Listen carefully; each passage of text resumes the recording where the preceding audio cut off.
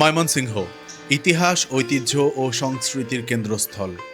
একদিনের ঘোরাঘুরির প্ল্যান মাথায় আসার সাথে সাথেই বাইক নিয়ে 120 কিলোমিটার রাইড করে চলে আসলাম ময়মনসিংহে। আজকে এসেছি প্রথমে শশী লজে।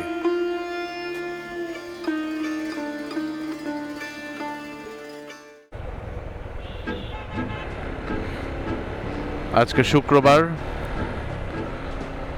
একদিনে কিভাবে ময়মনসিংহ ঘুরে আসা যায় সেই ভিডিও লাস্ট কয়েকদিন ধরে দেখতেছিলাম। তো ঘুরে আসার প্ল্যান যেহেতু করছি, ছুটির দিনটাই বেছে নিলাম ময়মনসিংহ ঘুরে আসার জন্য।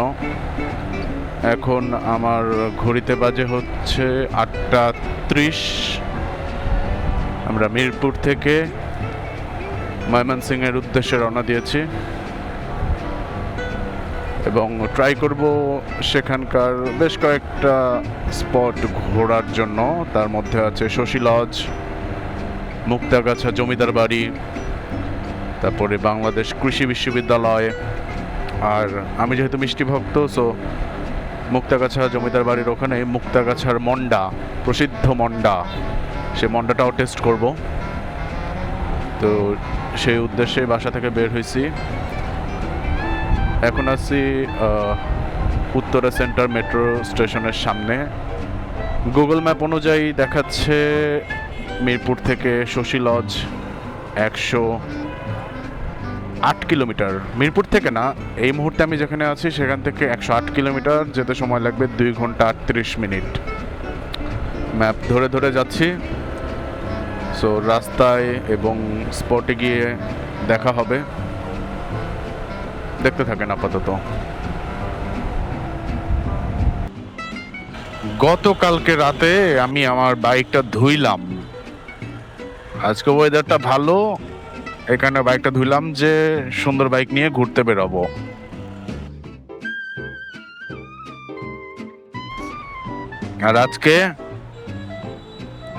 আর আজকে দেখি পুরা রাস্তার কি অবস্থা। এখন আছি উত্তরাতে। এই যে পুরা রাস্তা কাদা কাদা হয়ে আছে।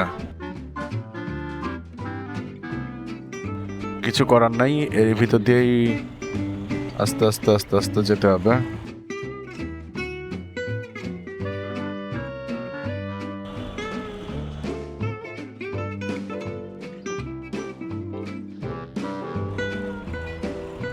এই পানিতে একবার পড়লে 1 মাস টানা গোসল দেওয়া লাগবে।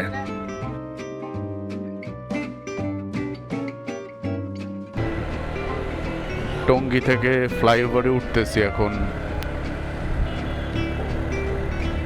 বাজে 8:52। এই জায়গার থেকে দূরত্ব 98 কিলোমিটার।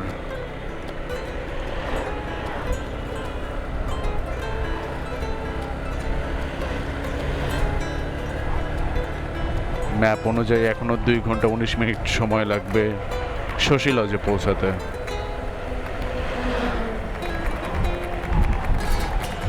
রাস্তা মোটামুটি ফাঁকাই, কিন্তু আনফর্চুনেটলি নিচে দিয়ে যাওয়ার কারণে একটু সময় লাগছে, কারণ ওই রাস্তাটা ভাঙা, কাদা, ময়লা টাইপের। এখানে ওই রাস্তা দিয়ে যেতে একটু সময় লাগছে। এখন ফ্লাইওভার ধরে বা এই রাস্তা দিয়ে যাচ্ছি। আশা করি তেমন সমস্যা আর হবে না।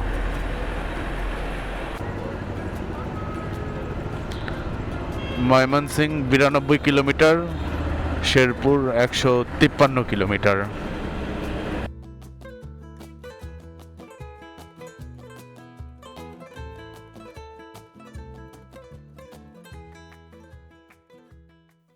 এভাবে ধীরস্থিরভাবে রাইড করতে করতে ফাইনালি আমরা চলে আসি ময়মনসিংহের ঐতিহ্যবাহী শশী লজে। এটা হচ্ছে শশী লজের প্রধান ফটক।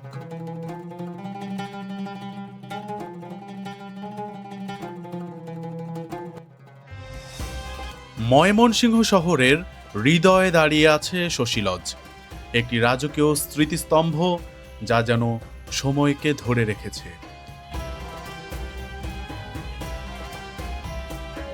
প্রায় 150 বছর আগে নির্মিত এই প্রাসাদ ছিল জমিদার শশী কুমার দত্তের গর্ব আর ঐশ্বর্যের প্রতীক। 9 একর জায়গা জুড়ে বিস্তৃত এই লজ একসময় ছিল উৎসব আর আনন্দের কেন্দ্রবিন্দু। এখানে ছিল বিশাল বলরুম, ঝাড়বাতি, কাঁচঘর আর শীতাতপ নিয়ন্ত্রিত কক্ষ, যা সেই সময়ের জন্য ছিল অবিশ্বাস্য।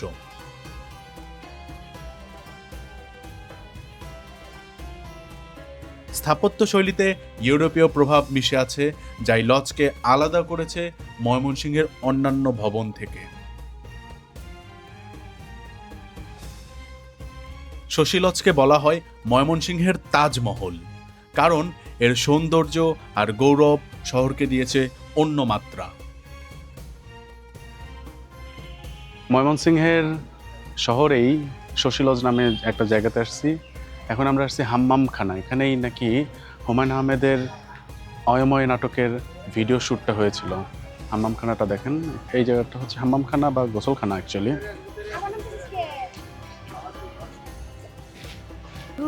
মায়না কন্যা শিরোপীড়া করে স্নান করিলেন কন্যা 19 দিন পরে নিশীতে ঘুমায় না কন্যা শিরোপীড়া করে স্নান করিলেন কন্যা 19 দিন পরে স্নান করিলেন কন্যা 19 দিন পরে।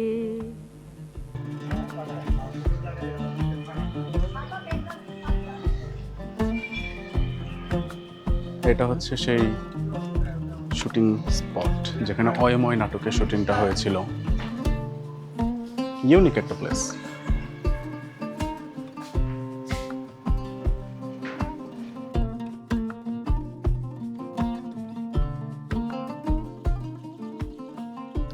বাংলাদেশের অন্যতম কথা সাহিত্যিক হুমায়ুন আহমেদের কালজয়ী নাটক অয়ময়ের কিছু দৃশ্যের শ্যুট হয়েছিল এই শশী লজে। সেই দৃশ্যগুলো আজও দর্শকের মনে গেঁথে আছে। এই প্রাসাদ সেই স্মৃতিগুলোকে চিরকাল বাঁচিয়ে রেখেছে। চারপাশে নীরবতা আর শৈল্পিক দেয়ালগুলোতে লুকিয়ে আছে অগণিত গল্প।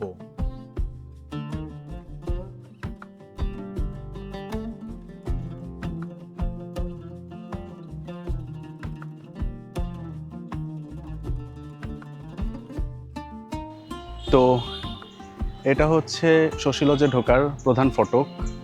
আমরা যখন শশী লজের গেট দিয়ে ঢুকবো, এই জায়গাতে গ্রিক দেবী ভেনাসের একটা মূর্তি ছিল, যেটা অবশ্য 5 আগস্টের পরে বা দেশের প্রেক্ষাপট চেঞ্জ হওয়ার পর সেই মূর্তিটা ভেঙে ফেলা হয়। তো এই জায়গাটা পার হওয়ার পরেই চলে আসা হচ্ছে রাজবাড়িটা। এটা হচ্ছে রাজবাড়ি এন্ট্রি গেট। ভিতরটা দেখতে খুবই সুন্দর এবং ছবি তোলার মতন একটা জায়গা। তবে ভিতরে জাদুঘরের যে পার্টটা, সেই জাদুঘরের পার্টটাতে ছবি তোলার কোনো সুযোগ নাই। বাহিরের সারাউন্ডিংসে ছবি তোলা যায় এবং পিছনে একটা ঘাট আছে, সেই জায়গাতে খুব ভালো ছবি তোলা যায়। তো আমরা এখান থেকে আপাতত শেষ করলাম। এখন আমরা যাচ্ছি নেক্সট ডেস্টিনেশনে।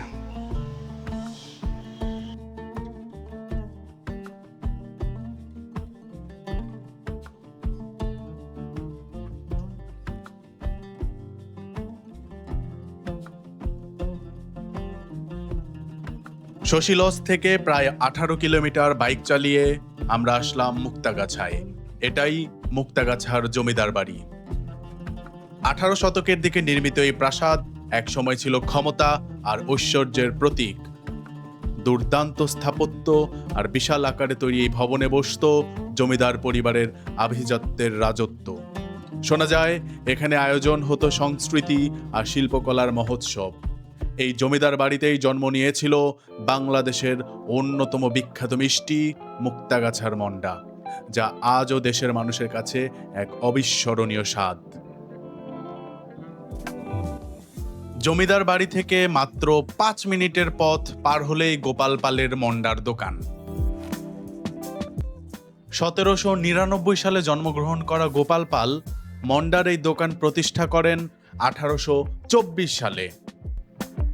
মন্ডা এক প্রকার সন্দেশ, শুধু ছানা ও চিনি দিয়ে এটি বানানো হয়। এই ছানা বানানোর মূল উপাদান দুধ, তারা নিয়ে আসে সিরাজগঞ্জের শাহজাদপুর থেকে। আজ এই মুক্তাগাছার মন্ডা দেশের গণ্ডি পেরিয়ে আন্তর্জাতিকভাবে গ্লোবাল ইন্ডিকেটর বা জিআই পণ্য হিসেবে সার্টিফাইড হয়েছে।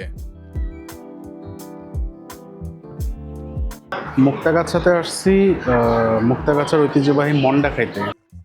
তো মন্ডাটা চাইছি একটা পিস হচ্ছে 35 টাকা করে, তো 2টা নিলাম। এভাবে দিছে জিনিসটা, এভাবে মন্ডাটা দিছে। তো এখন দেখি মুক্তাগাছার মন্ডার টেস্ট অ্যাকচুয়ালি কেমন।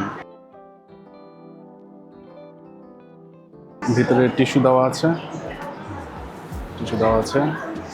আচ্ছা আমি একটা নিচ্ছি।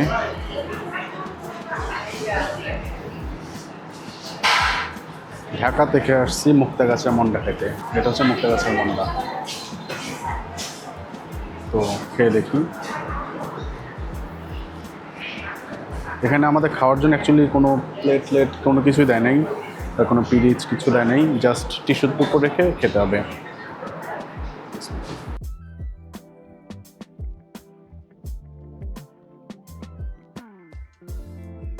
মন্ডাটা অ্যাকচুয়ালি আমার কাছে সন্দেশের মতো লাগলো, সন্দেশের একটা ভার্সন। পড়ে গেল।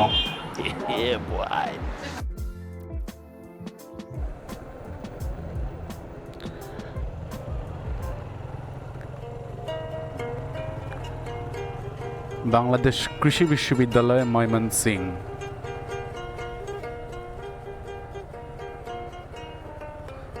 বোটানিক্যাল গার্ডেন, বিশাল বড় একটা ক্যাম্পাস।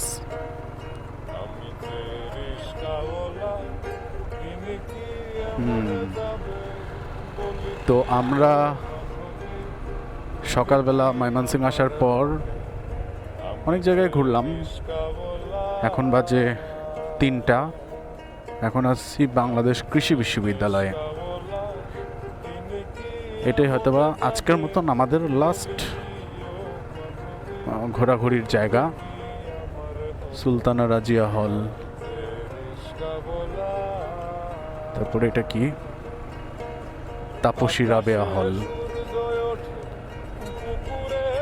সুন্দর একটা ক্যাম্পাস। অ্যাকচুয়ালি আজকে বৃষ্টি পড়ছিল, বৃষ্টিটা ভিডিও করা হয় নাই।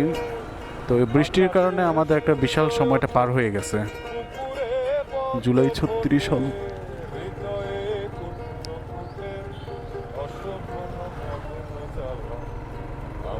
সেই বৃষ্টির কারণে আমাদের অনেকটা সময় চলে যাওয়াতে আরও হয়তো বা অনেক জায়গায় ঘুরতে পারতাম, সেই ঘোরাটা হয় নাই। আজকে আমরা কি কভার করলাম? আজকে আমরা ময়মনসিংহে আসার পরে আমরা শশী লজ সেটা ঘুরলাম। শশী লজটা দেখতে খুবই সুন্দর, তখন পুরোপুরি বৃষ্টি ছিল।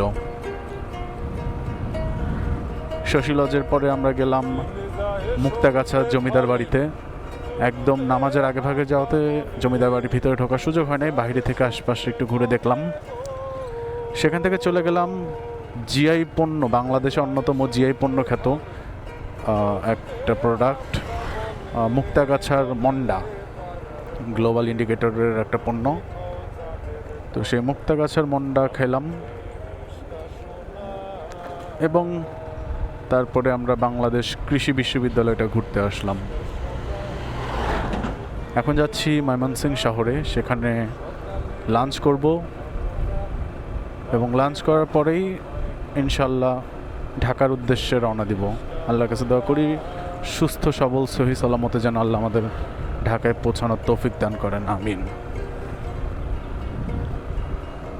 কৃষি বিশ্ববিদ্যালয়টা সুন্দর।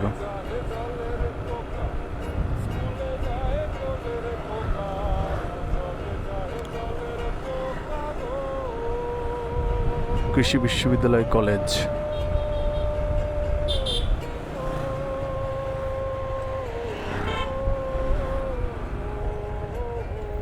এটা কি পড়ে আছে? আপনারা বলেন এটা কি পড়ে আছে নিচে? বাংলাদেশ কৃষি বিশ্ববিদ্যালয় ময়মনসিংহ 1961 সাল। ক্যাম্পাস থেকে বের হচ্ছি এখন।